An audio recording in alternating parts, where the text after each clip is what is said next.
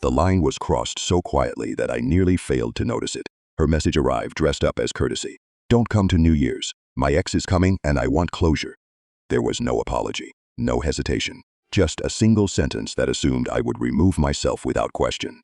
I stared at the screen until the words blurred into meaningless shapes. Somewhere between "don't come" and "closure," something inside me quietly stepped back and shut a door. I didn't reply. Silence has a strange way of revealing the truth, much faster than words ever can. The apartment still carried the scent of the cologne she loved on me. Winter rain fogged the windows, while the city lights stretched into long, uneasy streaks beyond the glass. My suitcase rested beside the door, half packed from the night before. The tickets were already printed. The hotel was booked. The date sat circled in red on the calendar like a promise I had intended to keep. On the table lay the necklace she'd shown me months earlier, laughing as though it were only a dream she never expected to come true. A thin gold chain, a tiny star-shaped pendant. Her dream. I bought it without a second thought. That's what people do when they believe in the future they're being promised. I picked it up. It weighed almost nothing, yet somehow carried everything.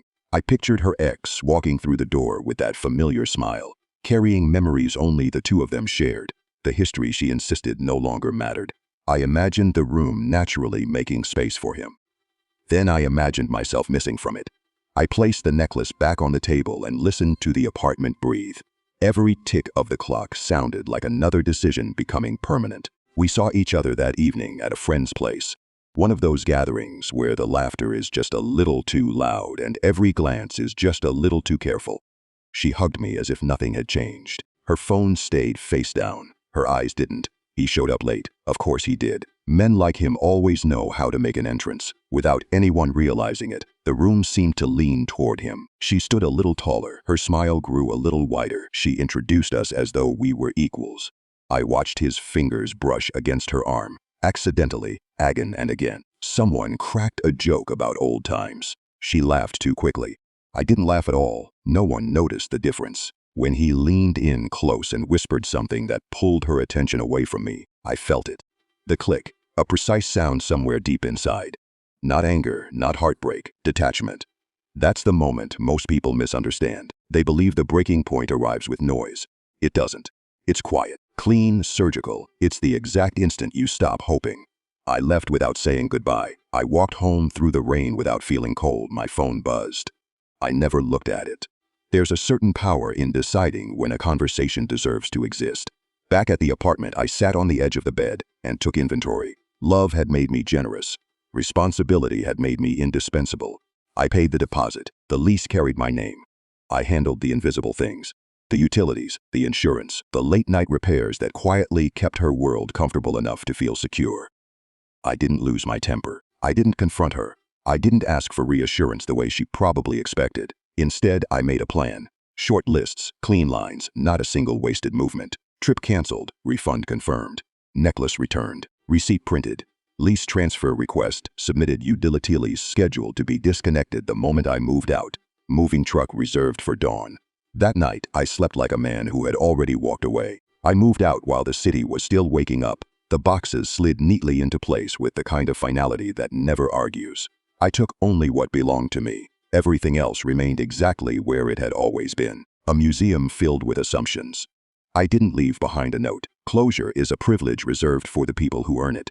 By noon, my number had been removed from every emergency account she relied on. By evening, the apartment echoed in a way she had never anticipated. Silence teaches lessons much faster than speeches ever can. The following day, my phone rang. I let it ring long enough to change the rhythm of her breathing before I answered.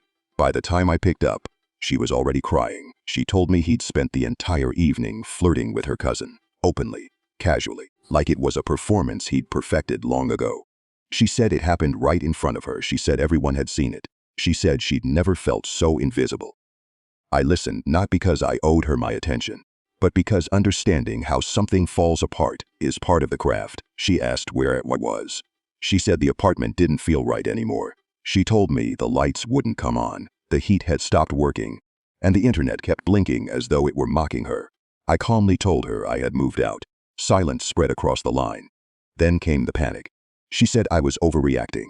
She insisted she had only wanted closure. She told me I should understand. Then she said my name the way people do when they suddenly realize they've made a serious miscalculation. I never interrupted. I let every excuse run its course. When she had nothing left to say, I finally spoke. I believed you, I said, until you taught me not to. There was no accusation, no raised voice, just a sentence placed exactly where it would carry the greatest weight. She asked about the trip. I told her it had been canceled. She asked about the necklace. I told her it had been returned. She asked why I hadn't told her. I smiled at the quiet elegance of the answer. You already did, I said. Don't come. She begged me to return. She said we could talk. She said she needed me. Need was once a language I spoke fluently. Now it sounded completely foreign. I won't be anyone's placeholder, I told her. And I won't compete with ghosts. She cried even harder. I simply waited. Timing matters.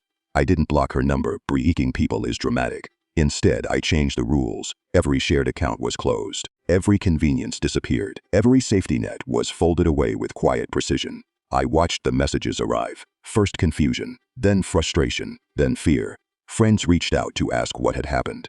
My answers stayed factual, calm, almost boring. Nothing unsettles a liar more than a story that doesn't require exaggeration.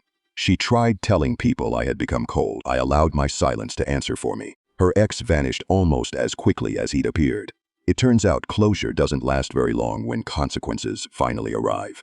Her cousin stopped returning her calls. The apartment became too expensive to keep. The nights grew longer and much louder.